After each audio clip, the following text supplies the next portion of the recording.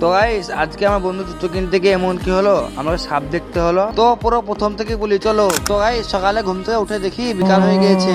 মানে না সকাল হয়ে গিয়েছে। দিয়ে বাইকটা স্টার্ট করে দুই বন্ধু মিলে যেতে থাকলাম বন্ধু জুতো কিনতে। পুরো রাস্তা তো ফাঁকা, তাই সকাল সকাল মিষ্টি বাতাস খেতে খেতে আমরা দুই বন্ধু মিলে যেতে থাকলাম। তো আজকে তো পুরো রেলগেট ফাঁকা। এই রেলগেট ফাঁকা থাকলে যেতে কেমন লাগে একটু বলো। আমাকে তো সুপার লাগে ফাঁকা রাস্তা দিয়ে যেতে।